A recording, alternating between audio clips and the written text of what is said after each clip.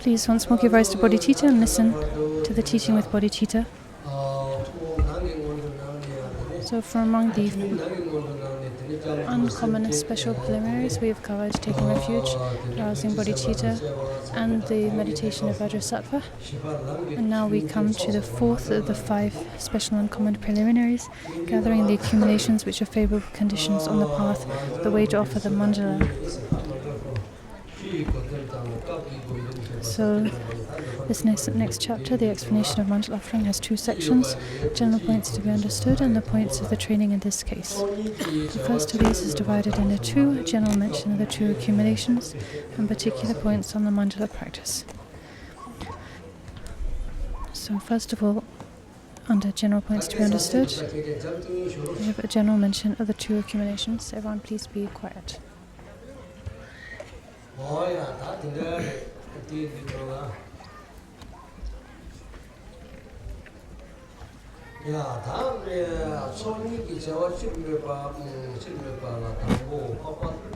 The sublime Nagarjuna has said, from all such seeds the fruit appears as a likeness of its cause.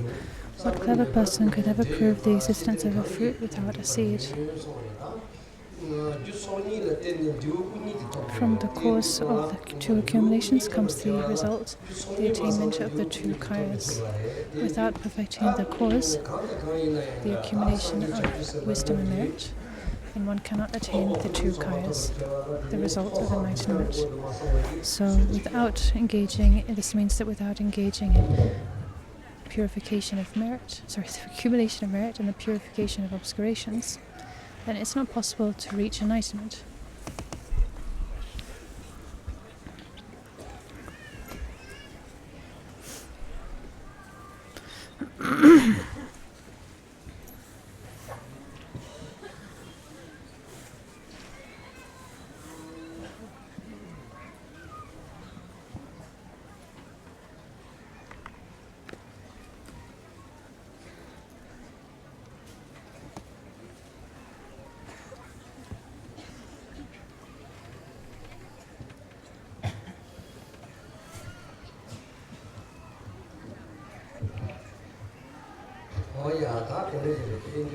So that's how it is.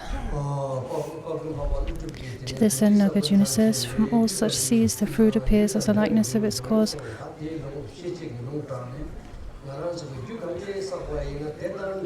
So effects arise from their causes, and they correspond to the nature of the effect corresponds to the nature of the cause. Without the 2 accumulations, it's not possible to attain the enlightenment, meaning the 2 kayas of enlightenment. Without the cause, the 2 accumulations, you cannot get the result, the 2 kayas of enlightenment. It said the ground is the unity of the 2 truths, the path is the unity of the 2 accumulations, and the result is the unity of the 2 kayas. So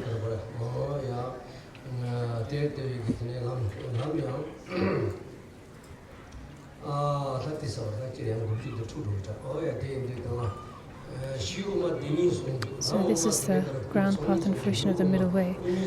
The ground, middle way, is the unity of the 2 truths. The path, middle way, is the unity of the 2 accumulations, the unity of the accumulation of merit and wisdom. And the result, middle way, is the unity of the 2 kayas. So the unity of the relative and ultimate truth. These are explained separately. So they can be explained or talked about separately, but in reality they are inseparable. They are a natural unity, indivisible from one another. So with this ground of the unity of the 2 truths, this being the ground of the great middle way, then with an understanding of the inseparability of the 2 truths, we embark on the path of the middle way, being the unity of the 2 accumulations, the accumulation of merit with concepts, the accumulation of merit, wisdom without concepts. And what does this path lead to? It leads to the fruition or the result of the middle way, which is the natural unity of the 2 kayas, the Namanakaya and the Dhammakaya. Dhammakaya for one's own benefit, the Namanakaya, the form kaya for others' benefit.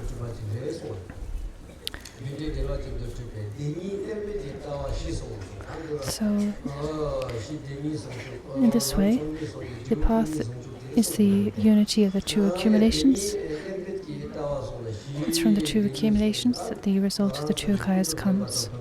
So all phenomena exist through the relationship of cause and effect, so the view in which the two truths, relative and ultimate, are inseparable is of fundamental importance.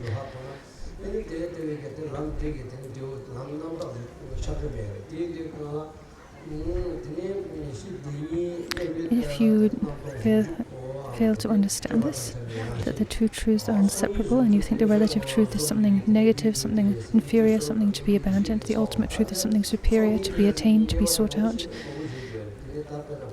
then you have mistaken the fundamental ground, the nature of things, and the path that you then train on will be mistaken and will not lead to the genuine fruition of the two kayas, the unity of the two kayas.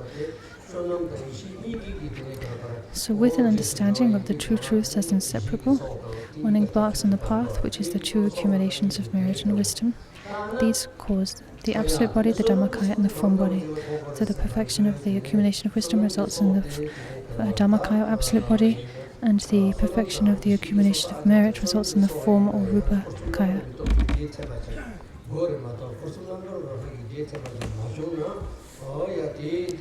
Whatever merit we accumulate, whatever virtue we engage in, it must be infused with the three excellences, which involves the main part, excellent main part beyond concepts, namely beyond concepts with the three spheres of agent, object, and action. It must be infused with, embraced with, at least a conceptual understanding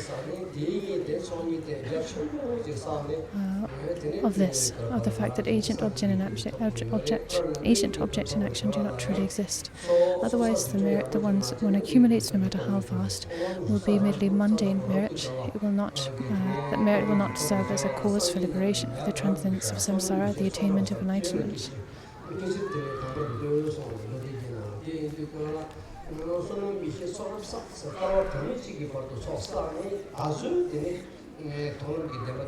On the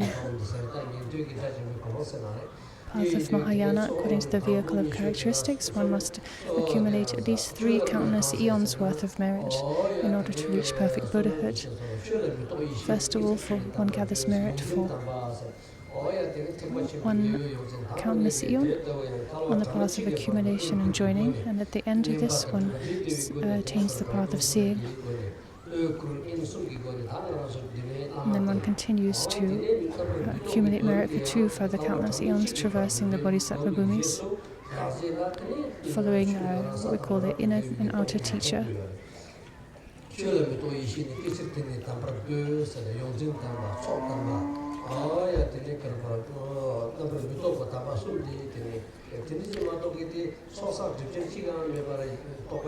So in this way, these details and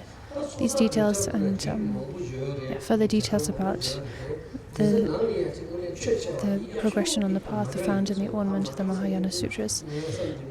In short, it's by accumulating merit that we progress along the path. It's not possible to traverse the path without gathering the accumulations. And one of the best methods for gathering the accumulations is the manjula offering.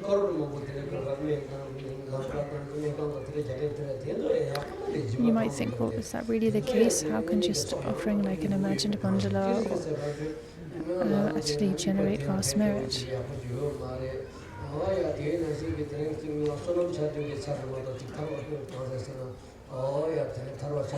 You know,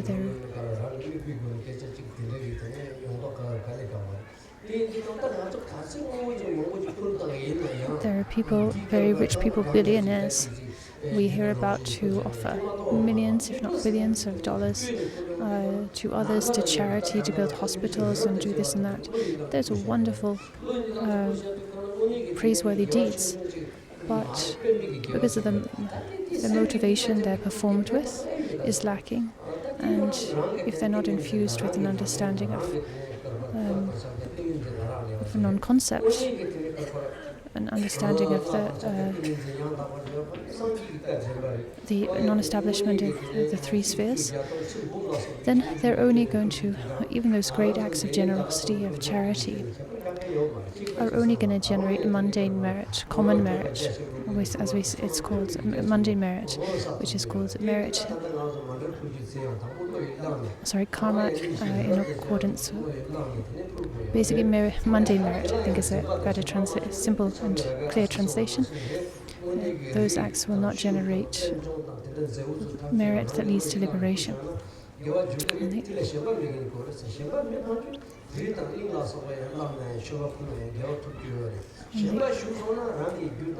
the other hand, if we make imagined offerings of mountains and universes and so much more, and we do that with a mind free of attachment, then that offering done without attachment, without fixation, can generate great waves of merit.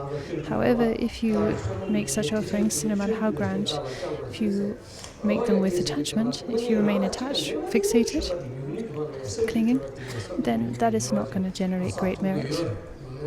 So the motivation, the mindset with which we make offerings makes all the difference. For instance, we read of stories about just from the merit of offering a few grains of rice to a previous Buddha.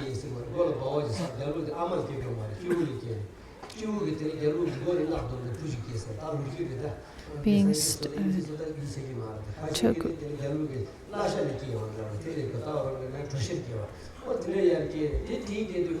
took excellent rebirths.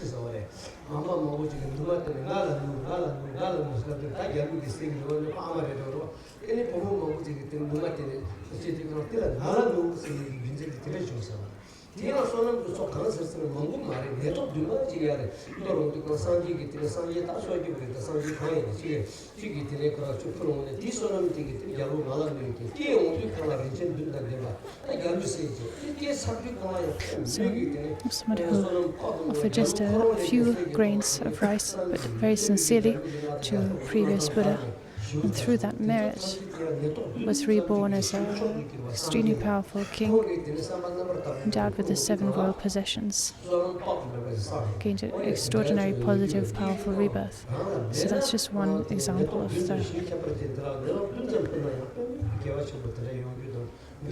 the power of making such offerings, the extraordinary merits that can be accumulated. There are so many stories that illustrate this.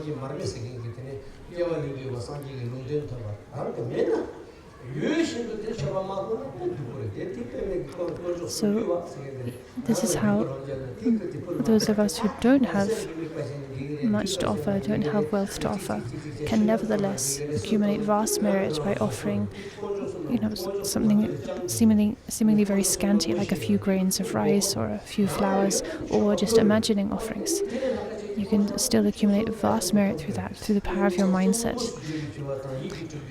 That said, if you do have material wealth and you don't offer it, you don't physically offer it you think, I can hold on to my wealth and just make imagined offerings or small offerings and still accumulate merit, and out of stinginess you hold on to your wealth, well then that is not the idea. You're not going to be accumulating merit then, right? If you have wealth, you need to offer it. But if you don't, there are still ways in which you can accumulate merit. If we have understanding, if we have realization, if we have the correct mindset. So this is all to say that to accumulate vast amounts of merit, we don't need vast amounts of material wealth. A lot of people think this, right? I'm not rich, so therefore I can't accumulate much merit, I can't make offerings. But that's not how it works. You can accumulate enormous merit from offering something very small, something meager, if you offer it with a pure motivation and a vast mindset. That said, if you can offer with a pure mindset, pure motivation, and offer vast material wealth, then even better.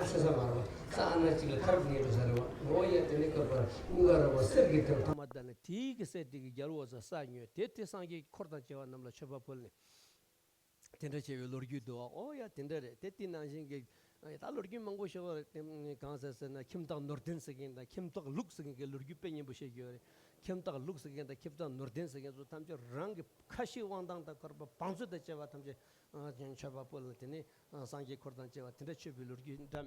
are so many wonderful stories about practitioners of the past, householders, kings, and others who have made vast offerings, unstinging offerings of their material wealth, offering, for instance, all their assets, possessions, money, their land, houses, to the Buddhas, to the Sangha, and accumulating extraordinary merit from that. So if you have wealth, you need to make offerings with it.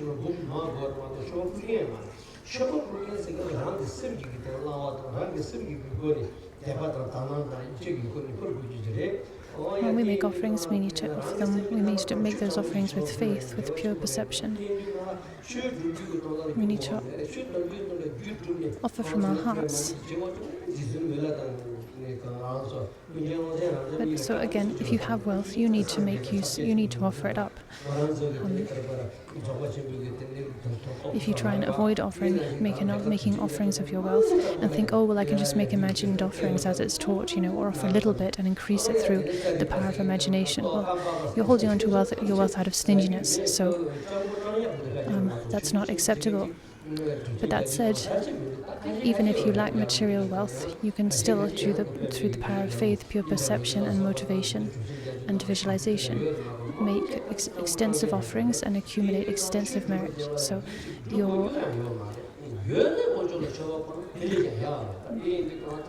our ability to make offerings and our ability to accumulate merit through making offerings is not limited by the material wealth we have.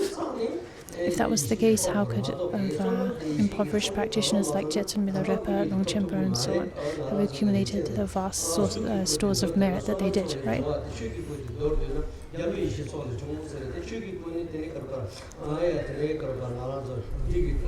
Stated briefly, the form body, the Rupakaya, rises from the accumulation of merit. Stated briefly, the absolute body, the Dhammakaya, O king, is born from the accumulation of wisdom. So this is how it is. This is said in Nagarjuna's Jewel Garland.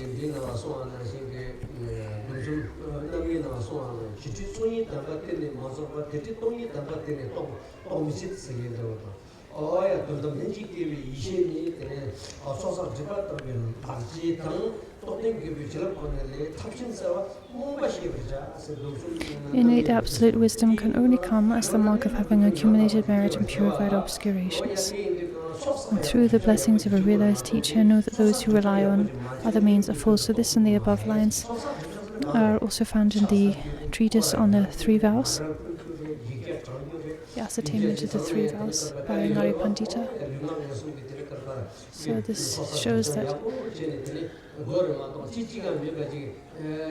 the realization of Buddhahood, where does this come from? It comes from the accumulation of merit and the purification of obscurations. Literally, it's said to be the handprint, the imprint, the outcome of accumulating merit and purifying obscurations. So that said, if we're seeking enlightenment, we need to apply ourselves to any and all means of accumulating merit, any and all means of purifying obscurations. Making offerings, material, imagined, doing circumambulations, reciting mantras, making prayers, and so on.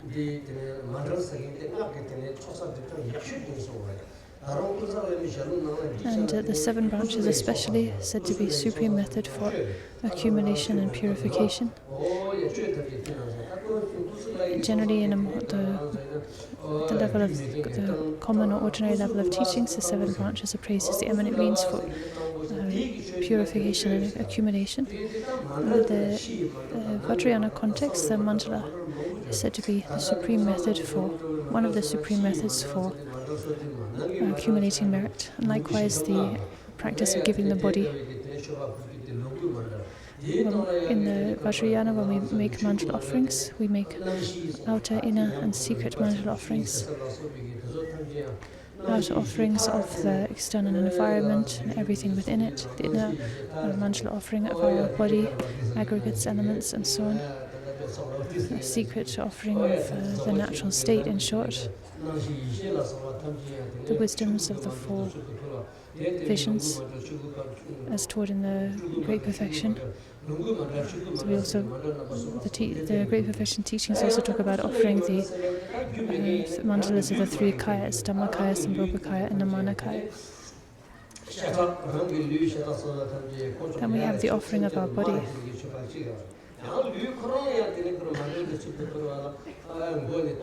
So we can offer our body in the practice of Lujin, where we transform our body into a feast and offer it up as an offering to the Buddhas and Bodhisattvas, and then as a gift to all sentient beings. And we can also offer the body as part of the mandala offering. And there are more details of this in the words of my perfect teacher, and also in the Chuji and root instructions on severance.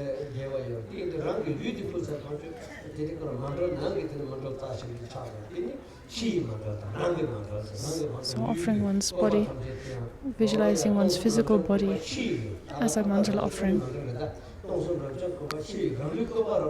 and offering it up. This is the inner mandala offering. The outer mandala offering is to bring to mind the entire environment, the world, the universe, everything in it, and offer that up. And the secret mandala is to visualize natural awareness, the four visions of wisdom and so on, as a mandala offering, and offer that up.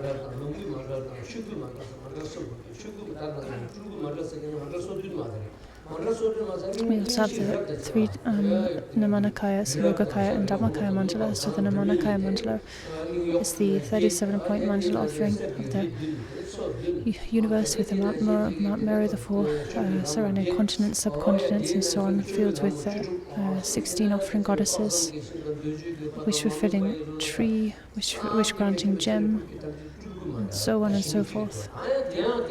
This is the Namanakaya mandala.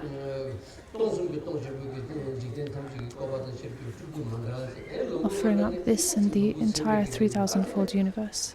And then we have the Sambhogakaya mandala, Dhammakaya mandala, and so on. So these different presentations, explanations of the various categories, subdivisions, and types of mandala offering are found in this and other texts.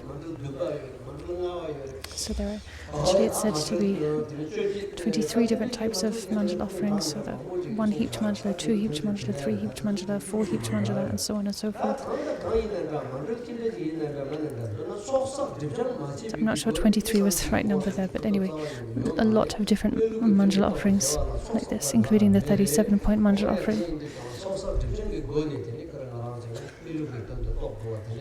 So we practice making this mandala offering to accumulate merit, because it's through the accumulation of merit and purification of obscurations that we will come to realize the natural state. That is how we can gain realization. So to this end, we accumulate merit by making the mandala offering. We make the mandala offering in order to accumulate merit.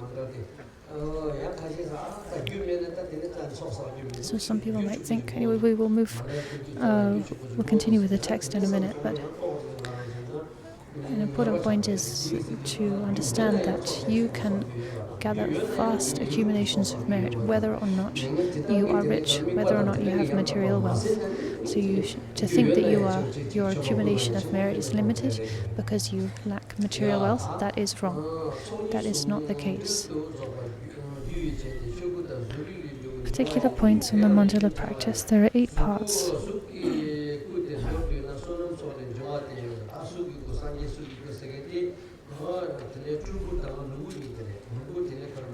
So actually, to backtrack, going again over the quotation from the Jewel Garland on 1217. Stated briefly, the form body arises from the accumulation of merit. Stated briefly, the absolute body, O king, is born from the accumulation of wisdom.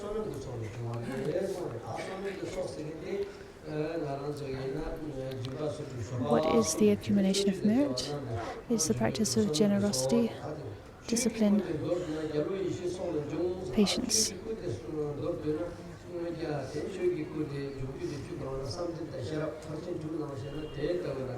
These three, as well as the perfection of concentration or meditation, supported by the perfection of diligence. What is the accumulation of wisdom? It's the practice of wisdom, the paramita of wisdom.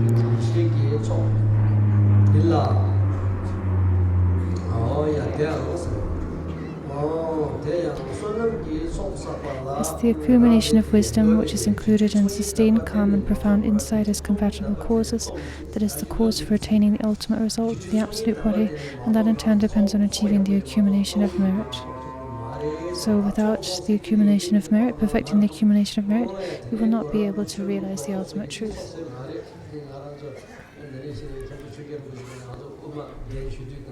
We won't be able to attain the ultimate result.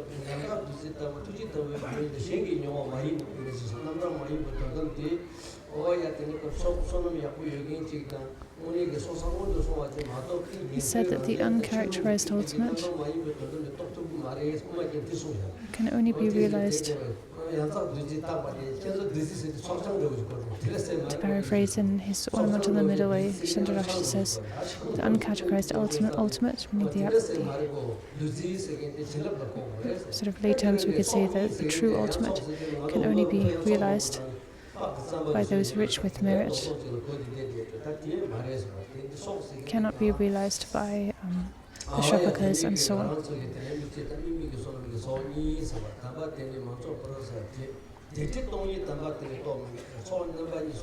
So, in short, realizing this, the ultimate result, the absolute kaya, the absolute body, Dhammakaya, depends on achieving the accumulation of merit. It depends on the accumulation of wisdom, but that in turn depends on the accumulation of merit, perfecting the accumulation of merit.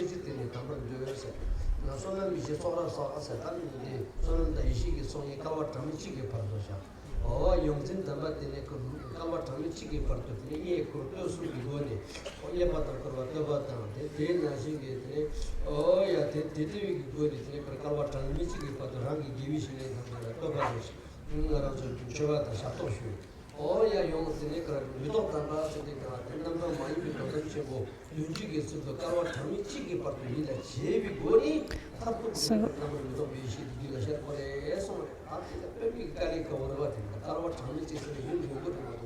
for instance, in the Ornaments of the Mahayana Sutras, it's taught that when explaining how one reaches enlightenment after gathering the accumulations for 3 countless eons, it's explained that first of all, for 1 countless eon, one gathers the accumulation of merit, and for 1 countless eons, one trains in following the teacher, of making offerings to, paying service to, following the teacher, and then 1 countless eon, training in the ultimate meaning in an abstract conceptual way or as a mental notion, and at the end of this accumulation of merit, at the end of gathering the accumulations for 3 countless eons, finally one attains Buddhahood.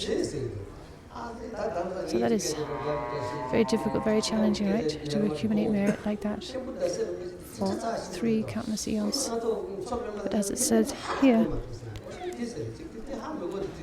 it's through the accumulation of merit and the purification of obscurations, through extensive accumulation and purification, that enlightenment is attained, that wisdom is realized.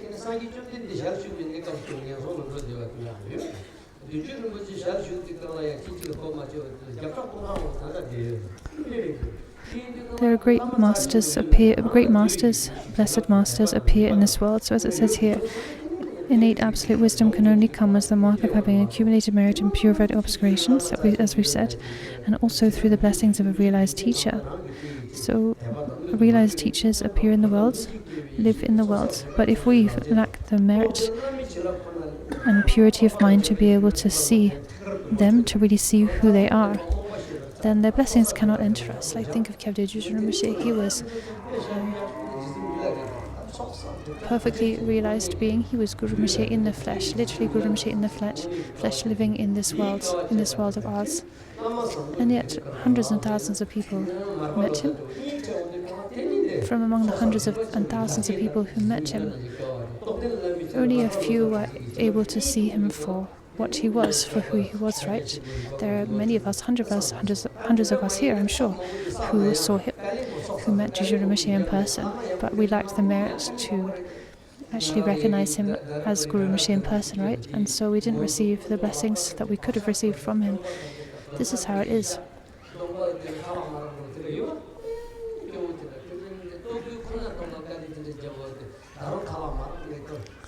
Same goes with Buddha Shakyamuni. When you look at the life of Buddha Shakyamuni, there were people around him who just could not, but they lacked the merit to receive his blessings, to understand that he was an enlightened being.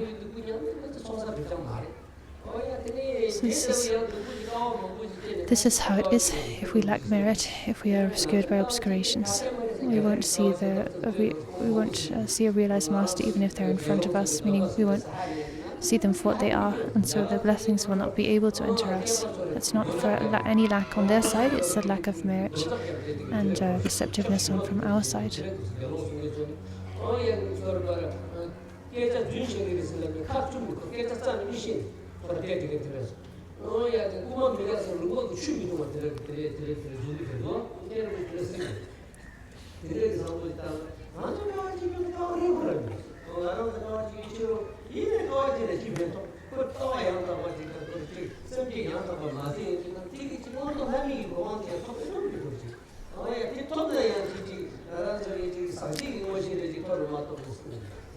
So in short, we need to really apply ourselves, endure hardship, austerity, and put in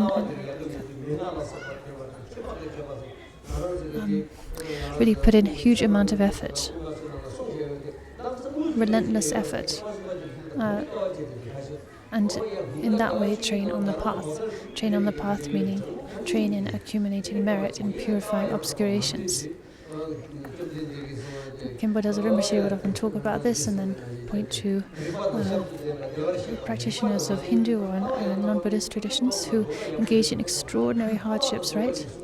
Long years of silence, almost starving themselves to death, such extreme fasting, and so on and so forth. For the sake of enlightenment, liberation, they're willing to undergo that kind of suffering, that hardship, that austerity. And in contrast, do we have a similar kind of fervor, a similar ability and determination? We don't, right? We lack that kind of determination, but we need that determination.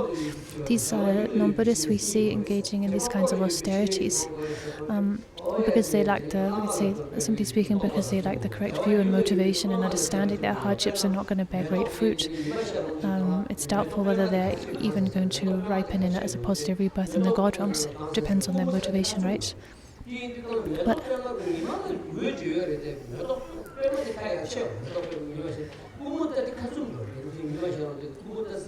in short, we need to muster this kind of determination and to really apply ourselves to be able to embrace hardship for the sake of the path.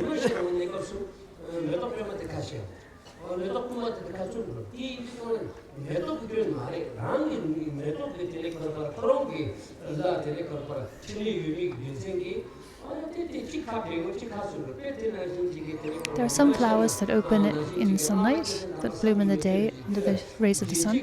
There are other types of flowers that actually close in the daytime in the light rays of the sun, and instead when the moon comes out and the moon shines, then they open up.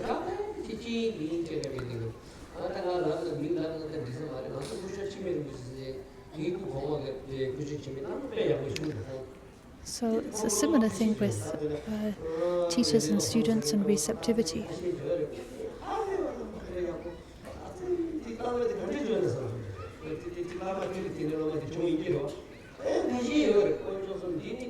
My predecessor, Kunju Chimi Rinpoche,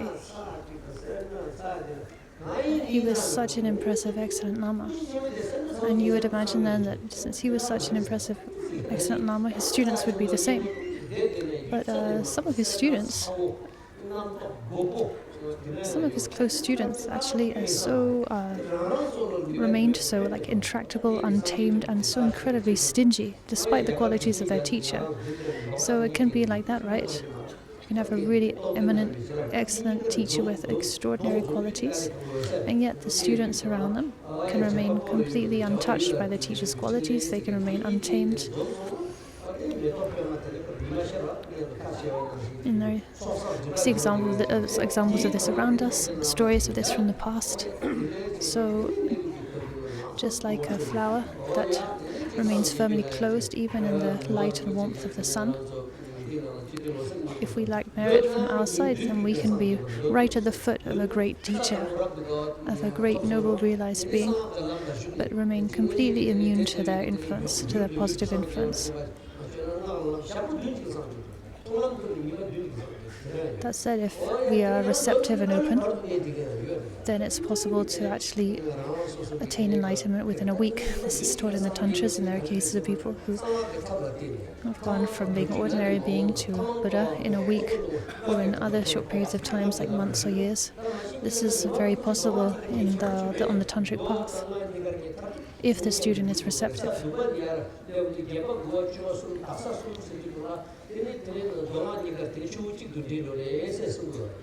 In any case,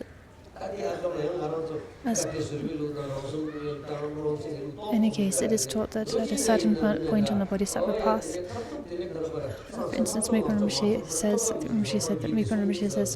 in the pure Bodhisattva bhumis, meaning the 7th, 8th, 9th, and 10th, at that point the Sutra and Tantric paths merge and become indistinguishable.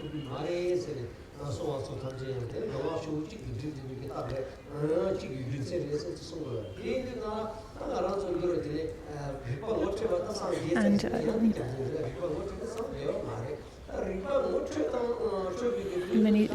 often it's taught that without entering the Tantric path, it's not possible to reach perfect Buddhahood. And that can be explained by, in that light we can say that, at a certain point on the Bodhisattva bhumis, the practitioners following the Sutra path and practitioners following the Tantric path merge onto a single path and then reach perfect Buddhahood.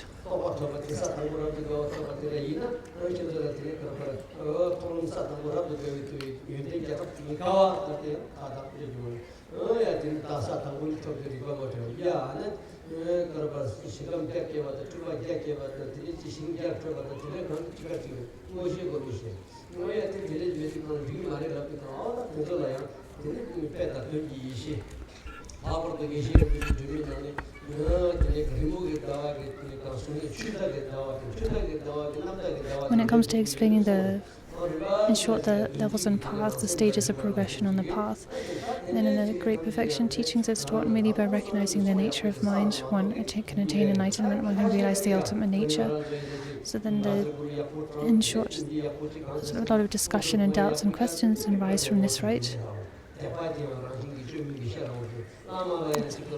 There might be someone who says they've realized the nature of mind, but do they actually possess the qualities of someone who's directly realized the ultimate truth, namely a bodhisattva on the first bhumi, who is endowed with higher perceptions, unimpeded miraculous powers, the ability to emanate out 100 emanations for the benefit of beings and so on. That person who says they've realized the nature of mind lacks even a shred of those qualities. So what's going on then? Well, then in this context we need to talk about the different types of wisdom, illustrative wisdom, ultimate wisdom, and so on and so forth. These distinctions that are taught and explained in the text, that are explained, for instance, by Mikon Rinpoche in his Beacon of Certainty, where he speaks about illustrative and ultimate wisdom and so on, these different stages of wisdom realized by ordinary beings, noble beings, and fully realized beings as being like a drawing of the moon in water, pointing to a reflection of the moon in water, and then seeing the moon directly itself. So degrees of realization and understanding, right?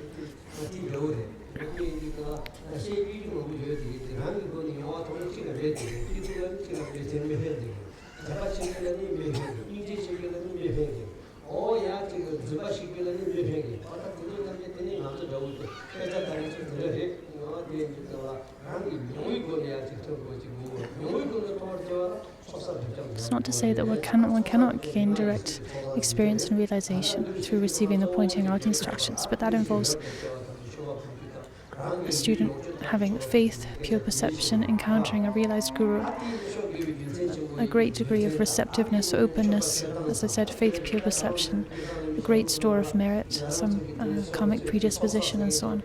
In short, I think in short this is what Rinpoche is saying. And then with genuine devotion, pointing out instruction can be received and recognized, and direct experience can take place, but lacking such qualities, such receptivity, such direct experience, and is not going to come out, no matter how learned you are, right? And most scholars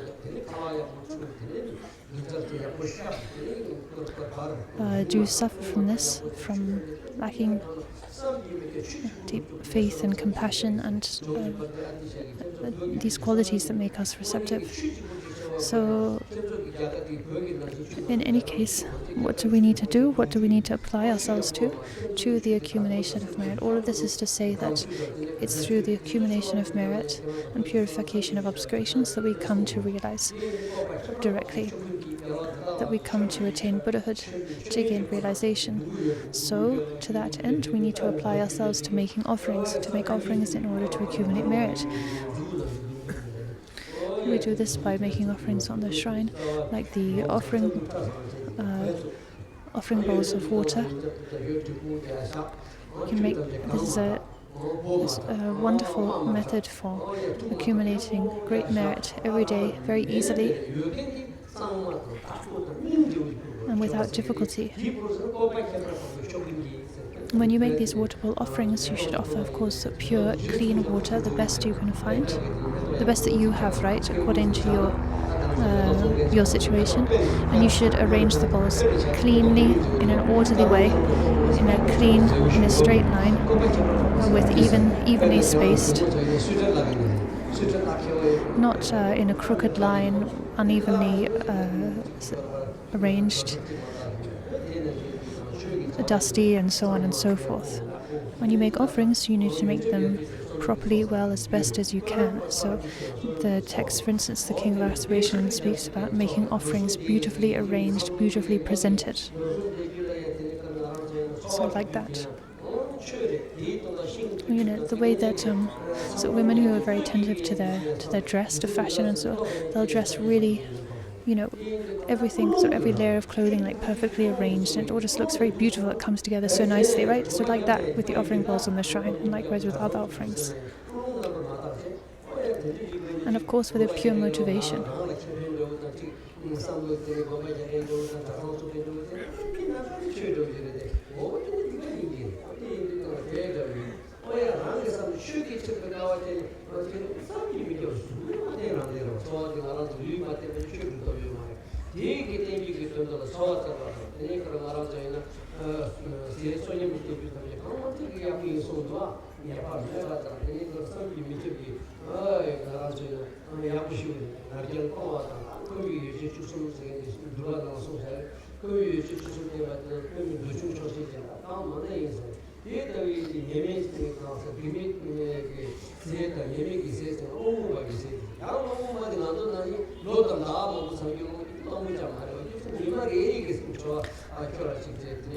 So in short, the motivation is so important.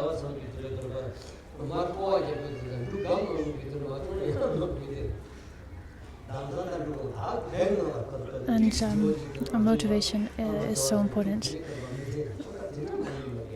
And so Rinpoche is talking about the different ways of living as a renunciate. So actually to live as monastics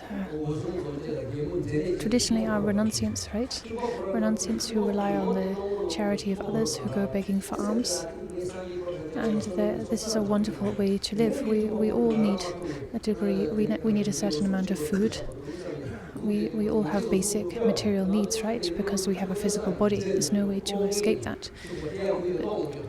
But to live as a pure renunciate, meaning as a renunciate who lives off the charity of others, begging for alms and not storing up provisions for the future, but day by day, week by week, just living day by day, week by week, of people's offerings, of whatever you're offered, without discrimination. This is such a pure, pristine, meritorious way to live. Pure in the sense of free of negativity, free of non-virtue. An extraordinarily wonderful way to live. But these days, most monastics, they forget about having sort of wanting to have like a pantry full of some food supplies.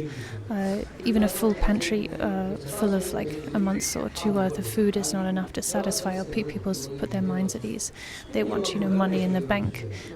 They want like real financial security, like lots of money in the bank and so on and so forth.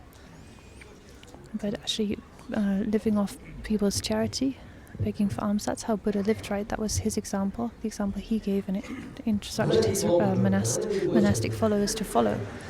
And the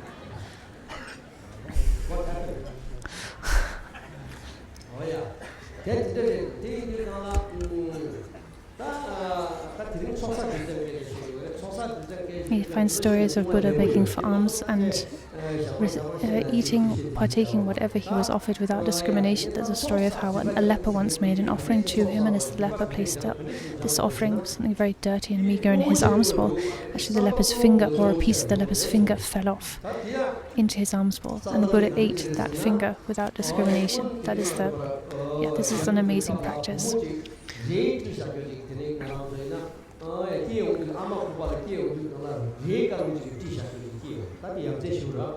So there's a story of someone in the past being born in a swaddle of white cloth. So this is amazing, right? Miraculous. A girl was born wrapped in a white cloth. Babies usually born naked, right? So this was amazing, and as a result, the girl was named White Cloth Lady. She grew up into a beautiful young woman. Her reputation spread far and wide. She captivated the imaginations of everyone in the area, everyone in the kingdom.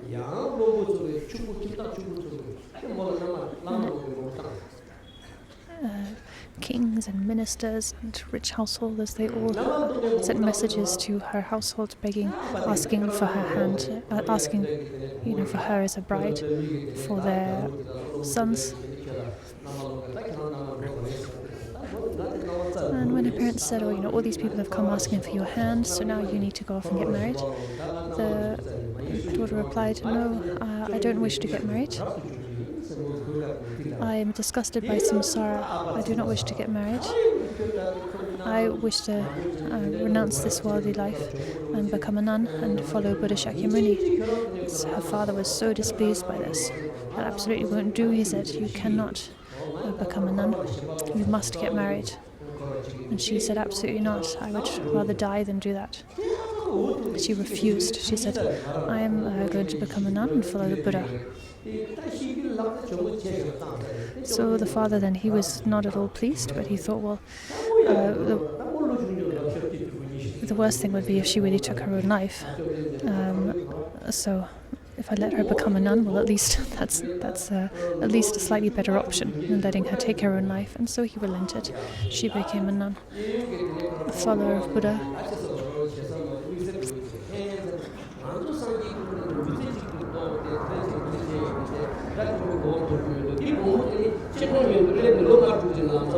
And she made really incredible progress. Within 5 or 6 years, she became an arhat. And this inspired a lot of jealousy in people, triggered a lot of jealousy in people. Thought, the older students, so we've been practicing for so many more years. We've been practicing for so many years. But then this, beautiful young woman comes along, and just within a few years, she attains arhatship just like that. And so people were even doubtful of her accomplishment.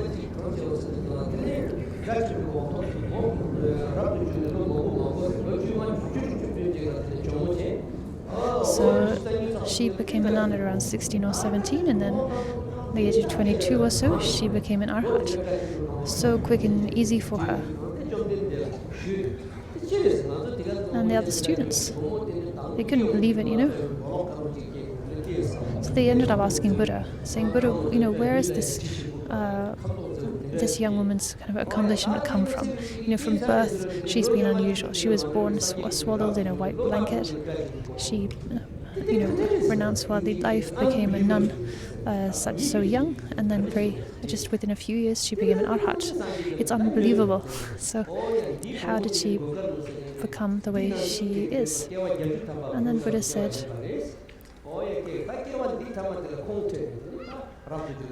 this woman has been taking a rebirth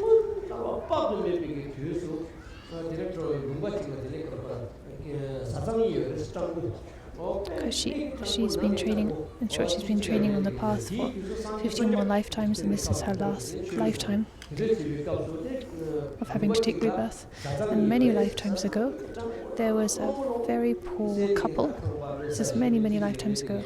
A long time ago, there was a very poor couple, a beggar man and a beggar woman. They didn't even have one set of clothes each to wear. So they would take turns wearing the one set of clothes they had.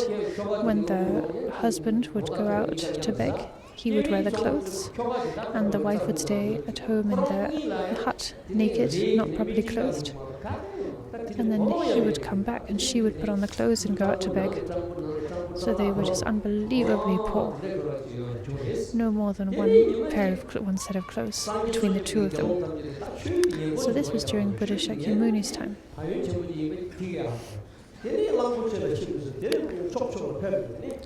And Buddha Shakyamuni and his disciples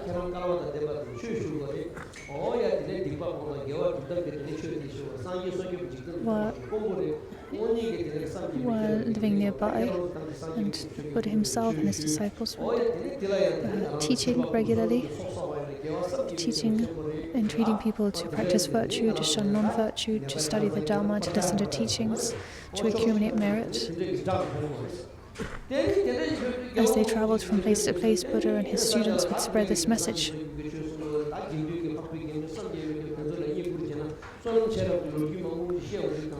And they were encouraging people to make merit, to make offerings to the Buddhas and noble ones, explaining how one can accumulate vast merit in that way by making offerings and showing respect, paying worship. So they were spreading this message as they were traveling around, and the Buddha, the beggar man and woman, they heard these things. And one day, so they were exposed to these teachings, this great message of the Buddha.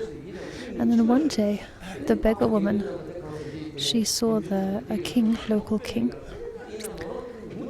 make a beautiful, splendid, vast offering to the Buddha and his students. And she was filled with so much delight because she'd heard about the benefits of making such offerings to the Buddha and his followers, right? The merit and benefits. And so she thought, oh, how wonderful. This is so meritorious. This is so beneficial. What great good fortune the king has to be able to make this offering. She really rejoiced in the offering he was making. But then at the same time, she felt very sad that she had nothing to offer herself. She actually started crying. And then one of Buddha's students came across her crying. Why are you so miserable? He said, well, because I have nothing to offer the Buddha. I don't have a single thing. He said, well, you must have something. It doesn't have to be something impressive. It can be just any small thing. And she said, I literally have nothing.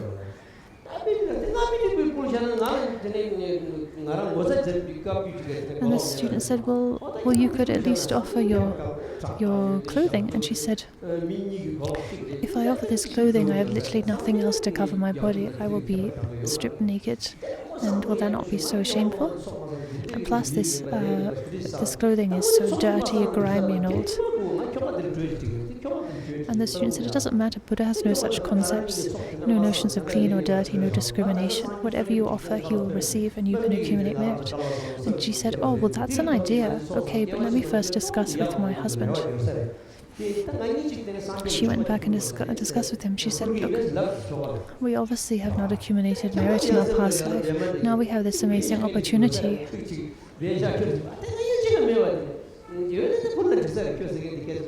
And he said,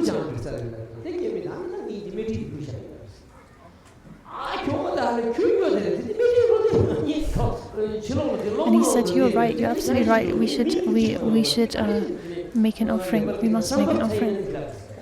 This is a wonderful idea. We need to accumulate merit. Let's do this."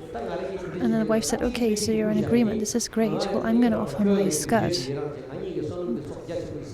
And he said, "Are you mad? You're going to offer your skirt? We don't have anything else to clothe ourselves with.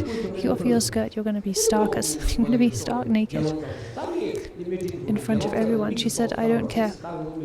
I'm going to make this offering. This is all we have to offer, so I'm going to offer it." And so she went before the Buddha. And she said, "I wish to make an offering to you, Buddha." And she addressed all the bhikshus surrounding him and said, "Bhikshus, I request you to close your eyes. Please close your eyes and look away for a moment."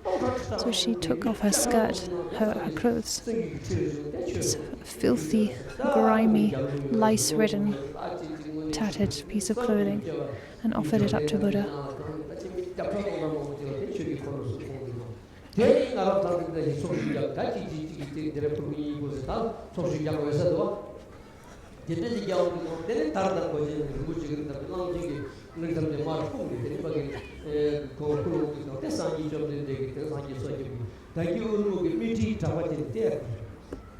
So the beggar lady then offered her filthy robe up to Buddha in faith, and it was added to the great pile of offerings that had been offered to Buddha. So this filthy robe was added to the pile of brocades and jewels and the like that the kings and the wealthy had offered. So it seemed they would kind of pile together everything that had been offered to the Buddha all together, maybe in a similar way that we do here during pujas, during these formal ceremonies. And then Buddha actually said, he called out and he said, "Bring to me that garment offered by the beggar woman."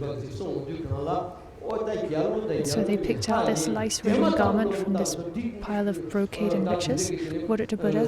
He laid it down on the floor and sat down on it. He took this as a seat. And then Buddha started to preach on the benefits of generosity.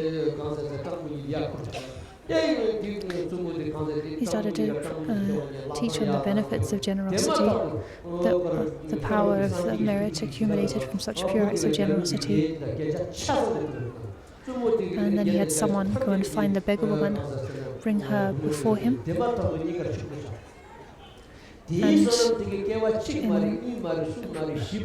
And Buddha then had great offerings of clothing and jewels.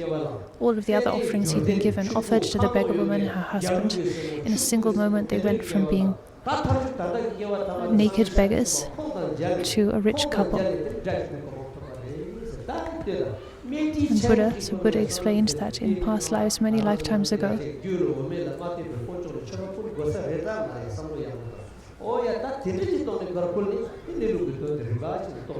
this woman was this beggar woman, and through that merit she then gained positive rebirth, a succession of positive rebirths, culminating in this rebirth as the white-clothed lady, and becoming a nun and attaining arhatship so easily.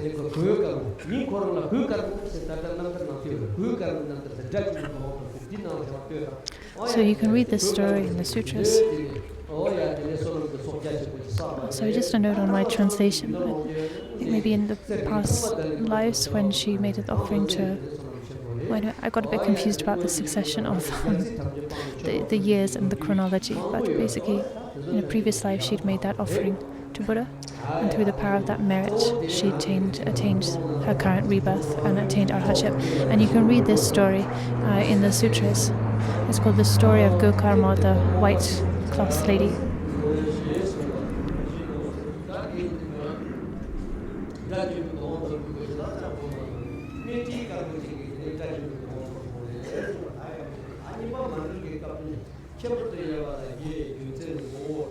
Particular points on the mandala practice. There are 8 parts: reasons, nature, the meaning of the word, different ways of offering, the special feature of the practice, the various elements that are visualized, considering one's aim and the unique benefits. These 8.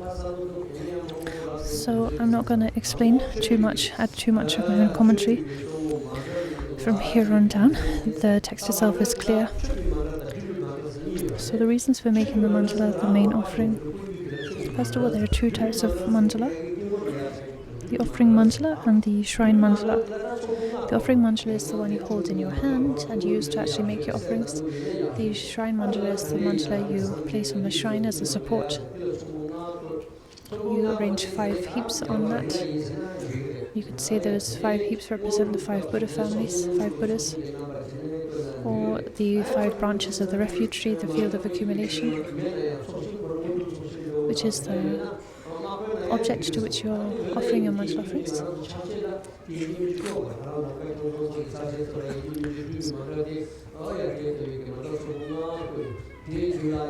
So you should arrange this mandala, these 5 heaps, on the shrine mandala, and then arrange it up on the shrine, raised aloft.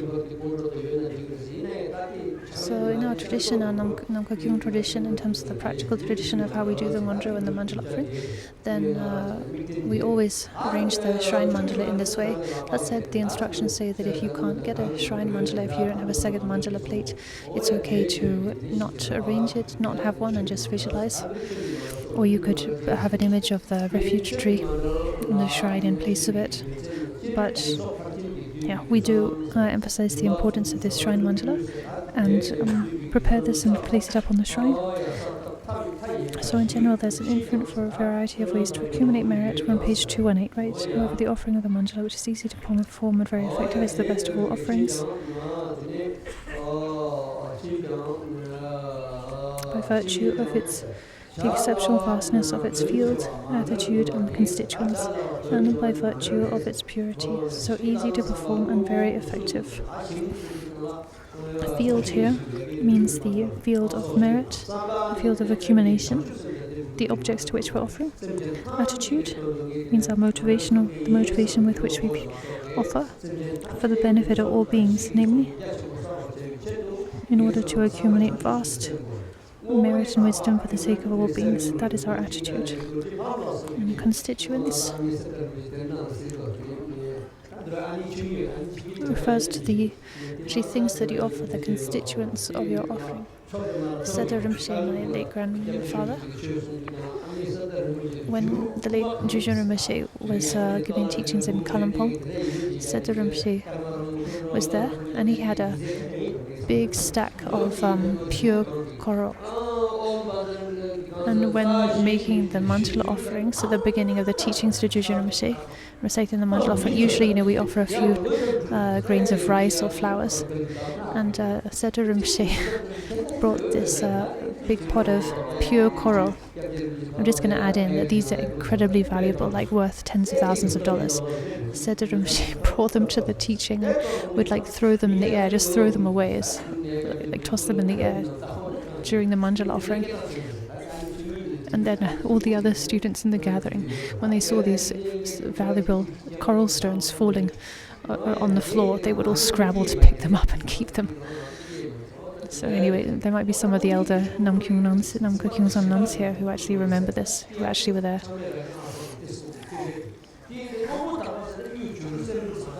So constituents means the things that you offer.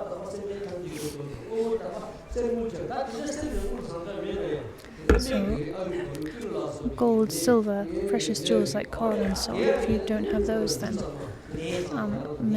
valuable medicinal substances like arubaru, kuru, fading that grain, rice, barley, and so on.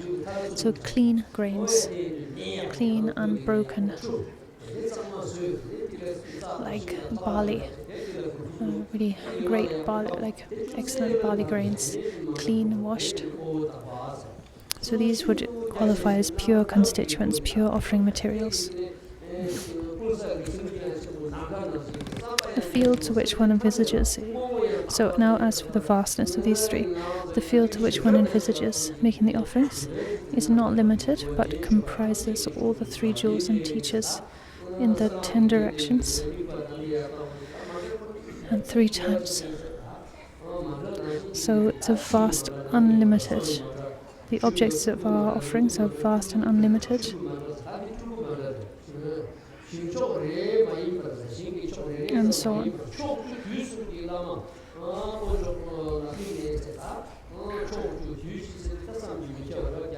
So all the 3 jewels of Buddha, Dharma and Sangha and all the gurus in the 10 directions and 3 times past, present and future. 10 directions means the 4 cardinal, 4 intermediate directions, and above and below 10 directions. So here it seems Ajahn Rinpoche is mainly explaining from the perspective of the Namanakaya Mandala, outer row Namanakaya Mandala.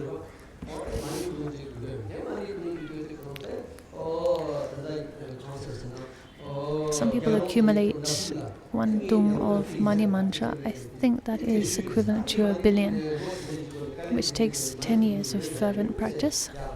So in the past there was someone who had pledged to accumulate this 1 billion Mani Mantras. And she went to a Lama and said, I'm making this pledge, I'm committing myself to this practice. And they said, okay, that's excellent. Ensure that you dedicate your merit properly. This is so important, right? All of us do practice, but we forget about dedication. We don't know how to dedicate properly. And this old person, this lay practitioner, they said they didn't know what dedication was. They said, what do you mean by dedicate? The Lama said, it means giving it away, giving the merit you've created to all other beings, for the sake of all other beings, for their enlightenment. And then the practitioner responded,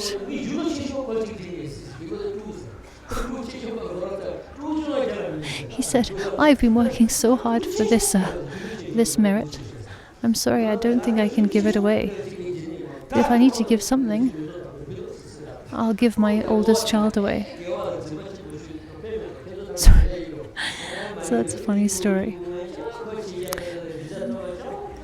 Shows the point of that story, of sharing that anecdote, is that if we remain attachment to our virtue, attachment to the result of our virtue and practice, then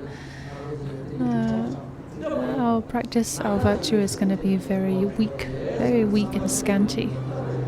On the power and strength and amount of virtue we accumulate just depends a lot on our mindset. So as it says here, the attitude we should have, the motivation should be impartial, for one striving for unsurpassable enlightenment, and one's thoughts therefore include all sentient beings filling the whole of space.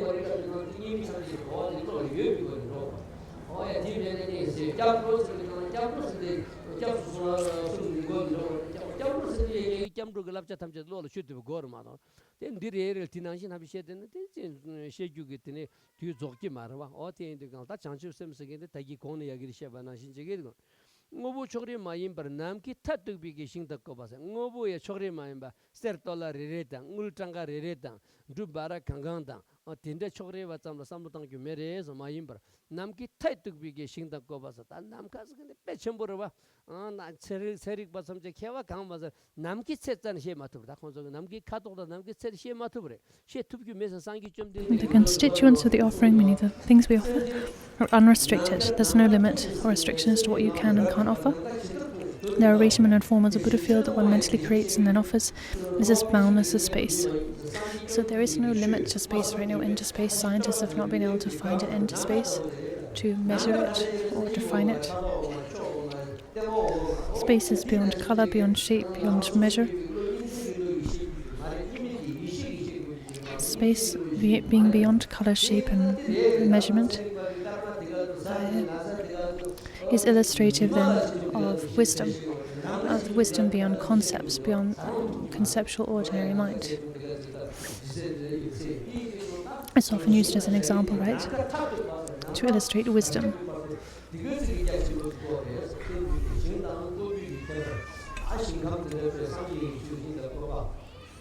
So what you offer is vast as space. The constituents of your offering are as vast as space.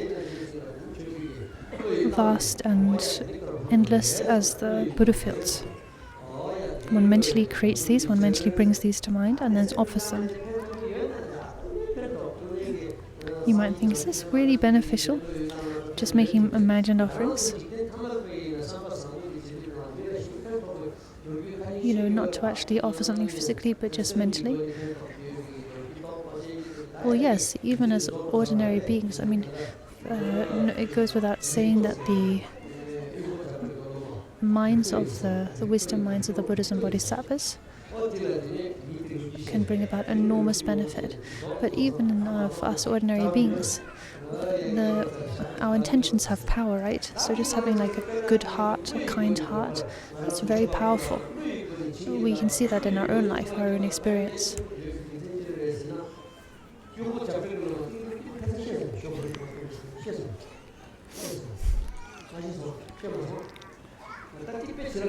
So there's a story to this end about Yuko Jaja.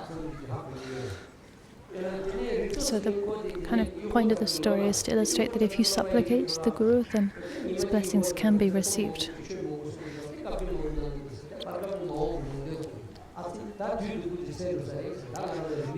So Yuko Jaja was teaching a big group one day, and with his prescience, his insight, he started to speak about how he could see bad times coming,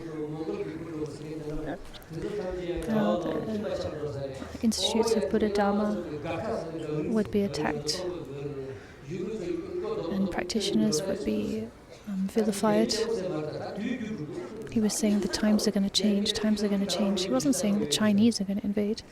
This was 20 or 30 years before the Chinese invasion, communist invasion.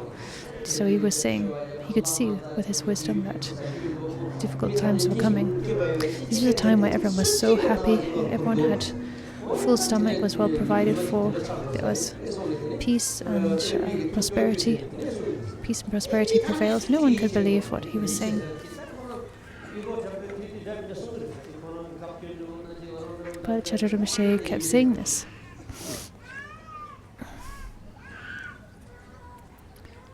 And he was saying, like the pure monastics, like Shariputra and Moggallana, they will be attacked, they will be vilified. And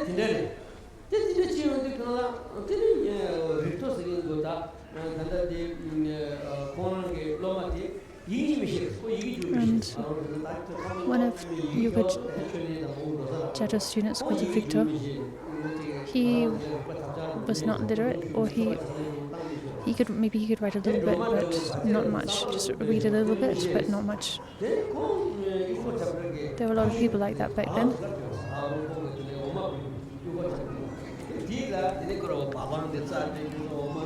So Yuko Jaja this student Victor was a monk, not very educated, not with much formal education. Yuko Jaja then told him to look after the cows.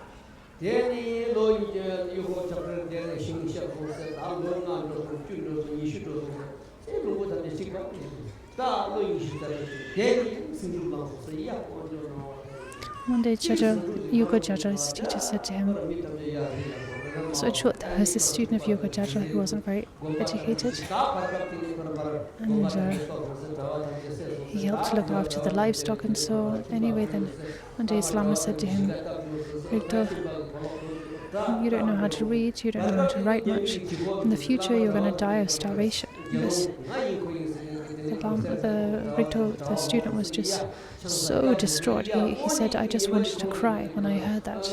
I thought, what does that mean? Presumed it meant that because he was so uneducated, he wouldn't be able to sustain himself. Anyway, then several years later, Yuko Jedril himself died. And then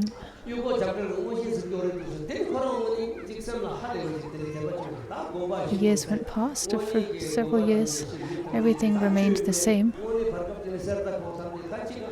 Things were peaceful and prosperous. But then, just as Yuko Jedril had predicted, the Chinese communists began to invade, conflict arose, and life changed. Troubled times did indeed arise. And then, so the war began between the communist Chinese and the Tibetans. All of the monks were vilified, were imprisoned, were tied up. Just as Yuko Jedril has predicted. And then, after some time, because of the war, people weren't able to look after their livestock, they weren't able to farm, so the harvests were neglected. And then as a result, there was a famine, a terrible famine that afflicted a large area, and a lot of people died from starvation.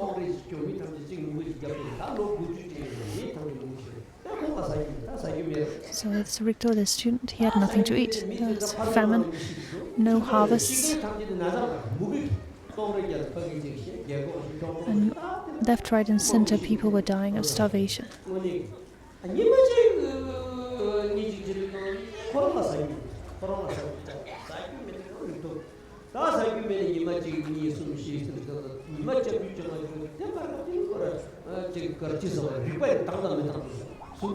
He became so weak, so emaciated. He started to lose consciousness. He had just a bit of water and a few spoonfuls of tsamba, and even that ran out. He was so weak and emaciated, he couldn't even sit up. He couldn't even hold his head up. He was that weak and just falling in and out of consciousness. And he thought, today I'll die. And then he'd live for another day, and he'd think, well, surely for today I'll die. This was the situation that he was in. And one day, in his vision, Yuko Jedril appeared to him. Yuko Jedril was actually a bhikshu, a monk, but in terms of his clothes, he wore more like long sleeves and clothes that looked like layperson's clothes. So in his dream, he had a vision of Yuko Jedril. And he said, Rikto, what's going on with you? He said, Master. Rikto said, Master, I am starving. I am starving to death. I'm on the verge of death. And Yuko Jedril said, well, here is some yogurt. Drink this yogurt, fill your stomach with this yogurt. And so he did. He drank it all. And Yuko Jedril said, I think you're going to be okay. I think you'll get through this. Rikto woke up from this dream in which he drank this yogurt from his guru, and he felt he'd regained his strength. He could hold his head up, he could sit up, he could stand up. He thought, wow, this is the blessing of the guru. Last night I couldn't even hold my head up. I was on the verge of death, and now I'm standing up on my own feet, feeling strong and okay.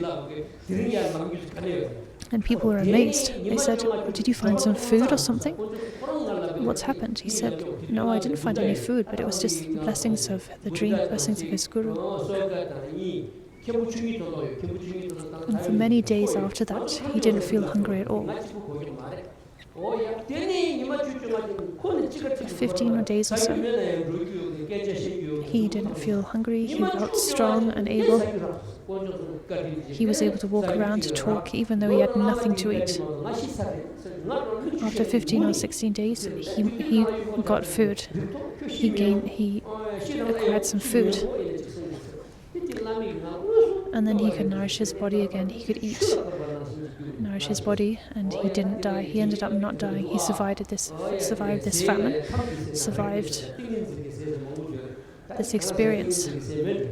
So maybe that was a case of the sustenances of samadhi. The texts talk about being sustained by samadhi, right? So maybe that food that he'd received from his guru in his dream was an instance of the food of samadhi.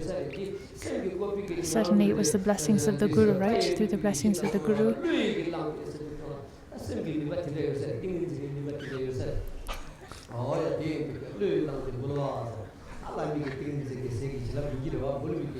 the blessings of the guru come from the strength of the guru's samadhi.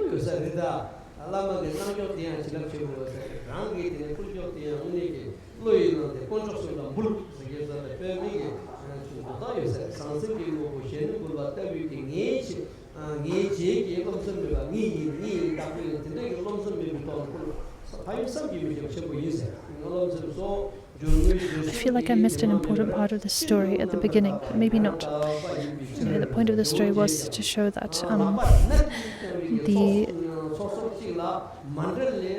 how it really is possible to receive the blessings of the guru like that.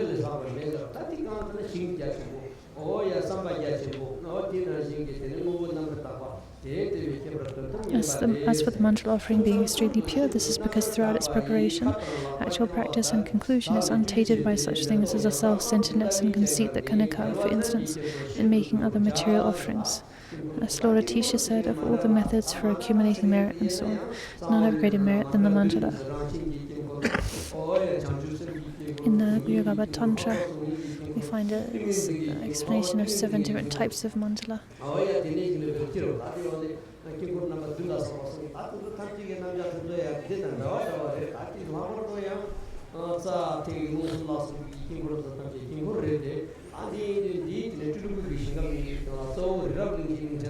So, these different types of mandala, there are different types of mandala in short, and here the type of mandala being explained here in this part of our text is primarily a Namanakaya mandala.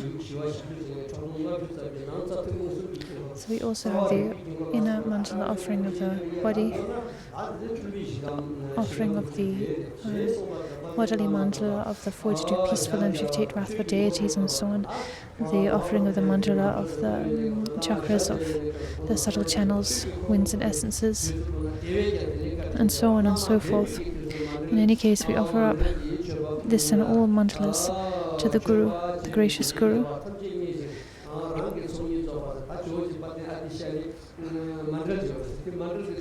Lord Atisha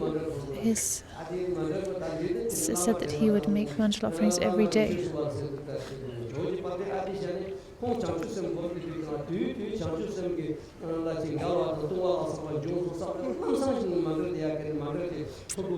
So that if Lord Atisha felt that he transgressed his bodhicitta or saw any shortcoming or downfall in his own conduct or mindset, he would immediately pick up his mandala plate and present and make mandala offerings in order to confess and purify those downfalls. So mandala offering is such a profound practice. So we've read through the rest of this section. Now the nature of the offering, the mandala and offering piles are many symbolic, and so on.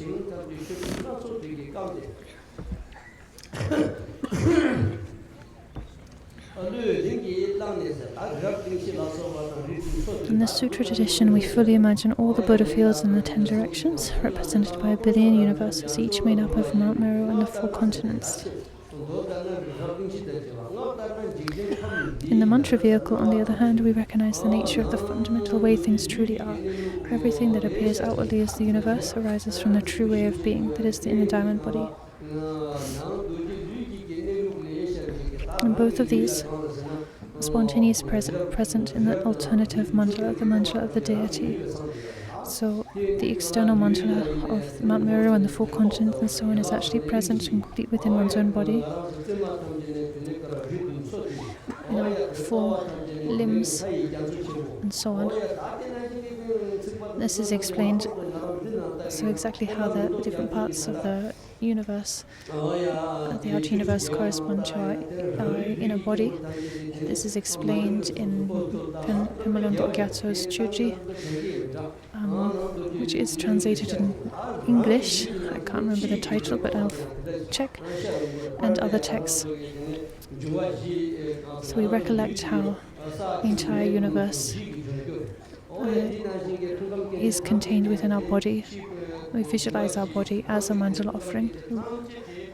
Raise that up, so to speak, and offer it to the Guru and the Buddhas and so on.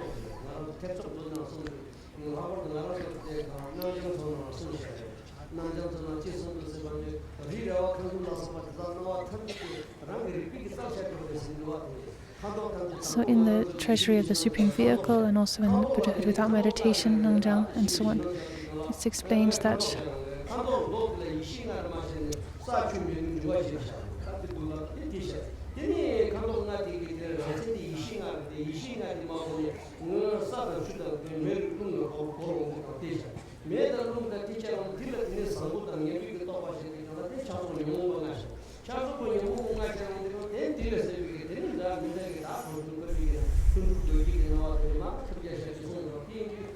in short, it's explained how when the appearances arise from the ground, how what we call the ground appearances, the initial appearances, spontaneously arise from the basic ground, how they manifest and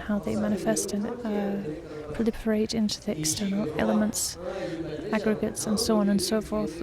So this is explained in texts such as the treasury of the greater vehicle and so on. As it says here, everything that appears outwardly as the universe arises from the true way of being, from the natural state.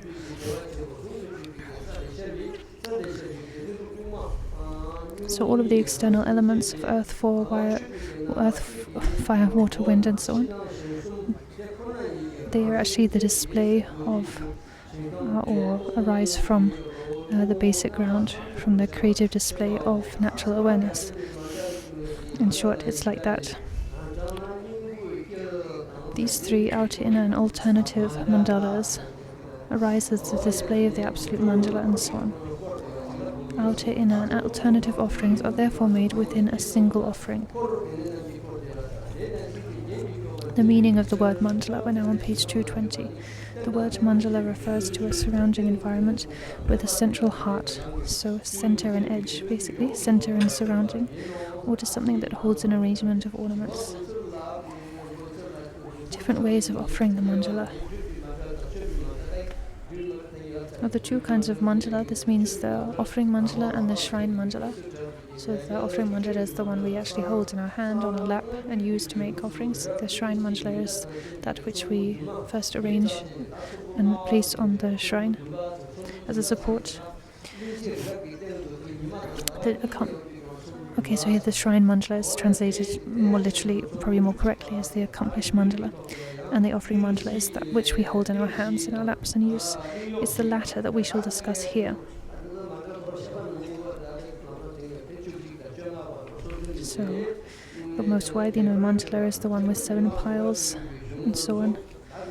You can find detailed explanations of this as well as the 11, 15 and 37 pile mandala offerings in the various texts.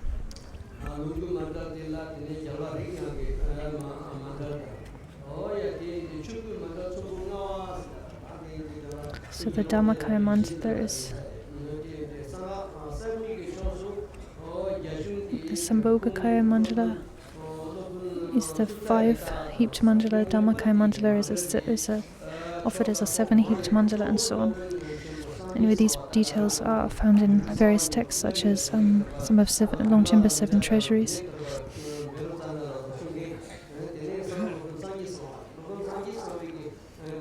The Master Buddha Guya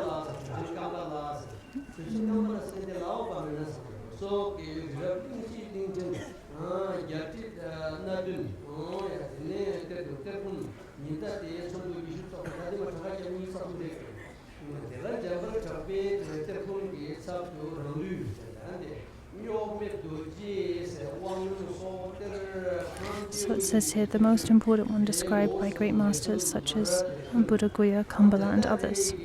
They used 23 piles, Mount Meru, the four the continents, and so on.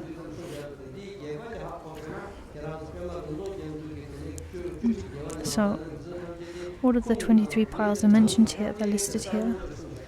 And if you want to read a more detailed explanation, you can read Pemalonto Gyatso's detailed Chutri instructions, which, as I said, are translated into English, and we'll get the title of the English translation later.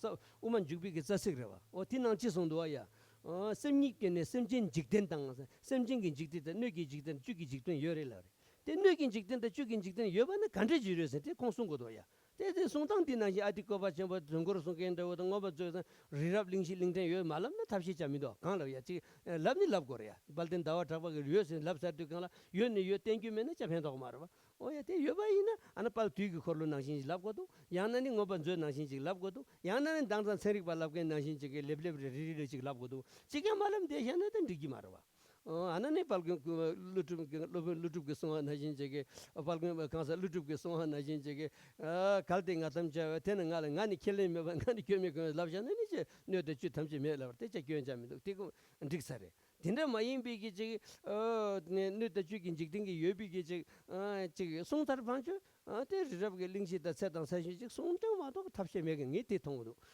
semni ke ne semjin jig den tang sa semjin gi jig den je yo ya chu gin jig den ji yo la bra o ta chu gin jig den de to kang tenso tamche ma tak ma che sam gi na wa re ma do tak sin che bi khelen da wa chak ba ge mare umma ge ya mare ya te semni ke ne semgi ji semgi chuni ge semji yo re ngarang so sem zamba na kunshi la tene kor para mi phang ram bo che ge tar do na kunshi la na ba ni yo wa ya te na je shawang da kun tak shawang yong drup sun na kun tak la ni shawang la ni yong drup la ni se ni re song jere ma tak shawang ge nang sul gu la ndu gi jig den tam je sha go re tin so ten ma tak shawang tar tuk che na sem re te pal gun phawal pi kan dawa thak ba tang thun de do tak tak thun de te inde sem gi na wa cham je re tak sin che bi gi khele mare ma tak ma che sam gi ge khela mong la ling shi re rab re ten ngo ba jot tar de yo se na kyen chi yo sam tang ni dul ten cham me yo lam na kyen chi dul ten cham me yo lo chi kyen te ma tak ma che sam gi ge khele re tak sin che bi khele ni mare tak sin che bi khele yo se na ni ngone kyen phab gre dem bare tin na sin ji ge tak sin tin di kan ngarang so ge langar shek ban na la di song ja wa chirul tu ne su me te rang ge sem ne chirul na sem ne khong du ma je jiwa nam ne du je to 탐제 감숨 dinne sem tsamba la ni su ngoni tirwa kamsum dinne sem tsamba sem ge nawa gane tu won jere sa di mese ji ge tarong tile la ga khung je na ngarang tek chok zo na la kunje longje ramjem ge tek chok zo na chi song do se na ya chin ne je sem ge chun rilin je wa nang sem na rigbi sal le sherwa sa ti ti pe mi ge siksa gang man ji ge je she ge ngini di siksa ngoni ge dinne kor par 탐제 ge dog dog de kunje longje ramjem ge tek chok zo na ti song chin ne je sem ge chun rilin je wa sa chi no dan chu tam chi sem gi chun palden dawa thakba da thonsong langar shik bin do dang thonsong nang sem nang rik bi chal le sher was ta ti nang sem di ta sem sam ba rangri rangasal dendu bin kan shepa rangri rangasal dendu bin o se tinde ti mesere ta dawa thakba ge ti dendu bin mesere dawa thakba de tendilin se war ti thol phakun phakwa lutup ge ni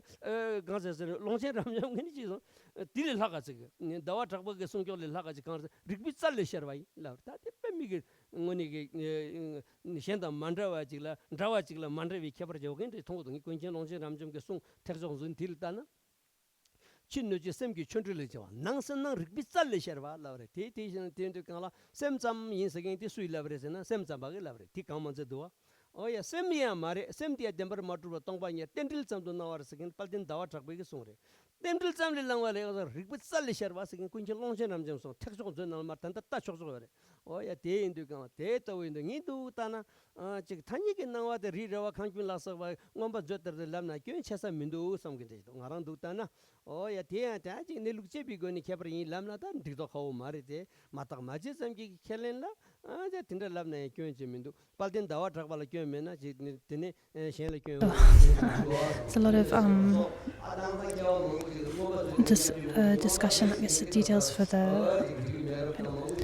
discussion of subtle points for the scholars here, drawing on different texts, basically about the stemming from the fact that these days there is some debate about the validity of the explanation of the universe as found in Treasury of Abhidhamma, and so on and so forth. Anyway, the crux was being that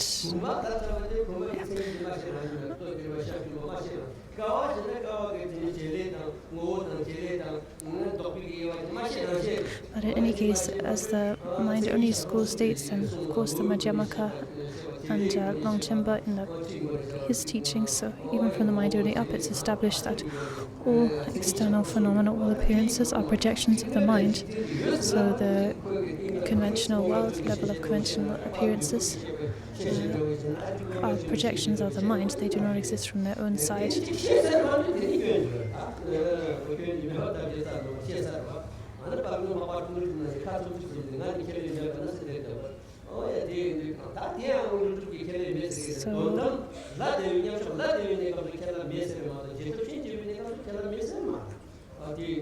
I won't even attempt to translate any of this discussion, but I think Moshe is saying that's a crucial point of all the debates around this. The fact that external appearances themselves, and mind as well, projections of mind, the radiance of the creative display of Rigpa.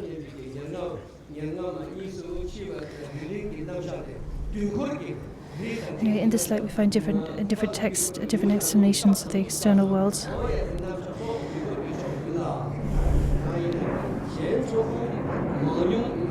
Maybe we can just say there's a lot of debate about these points connected to the different tenet systems and so on. So Rinpoche was discussing these subtle points.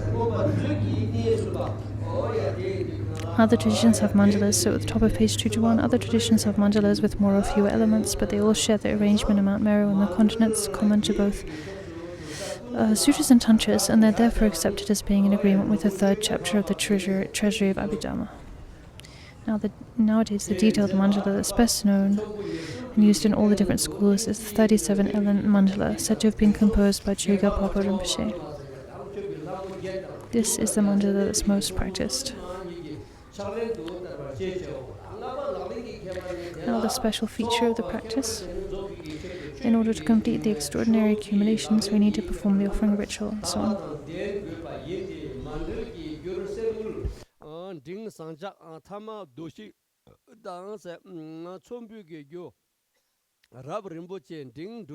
Tama tenen drumbu so songba nam kyang jodwi ge khebra chi chesam chokba ko par jeba tang rang la yone kang ya ya ji gor ta ser ki mandal tang na la mandal ge sombu so kang ya ya tene gor ta tenda ma jong na du ge. So reading through this section 5 on page 221.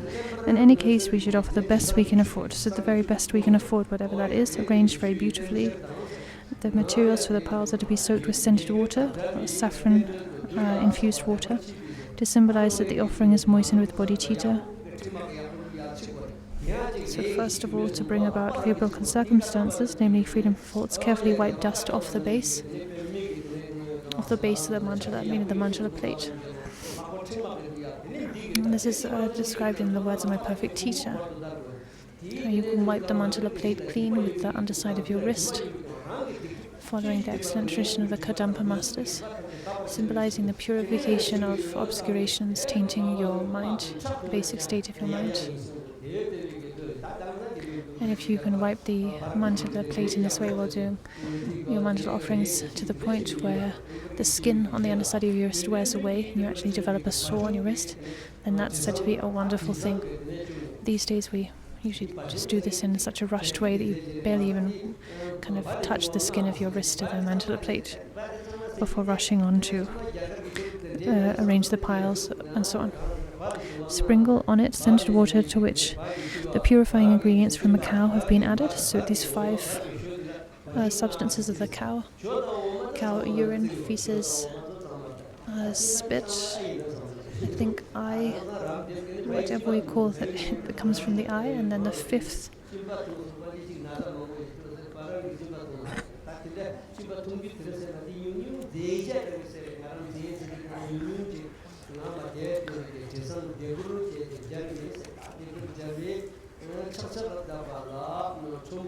I didn't catch the 5th. I think the 5 ingredients of the cow Rinpoche enumerated are different from the ones we find in the end note here. So that's fine, there are different ways of enumerating these.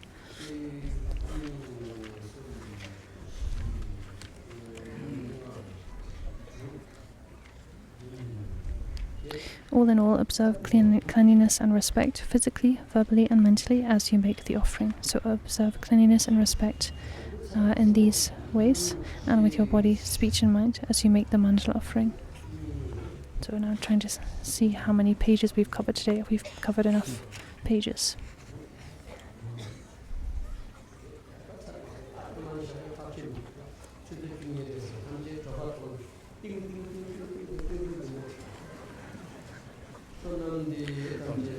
Okay, we'll stop here today. So now we dedicate the merit.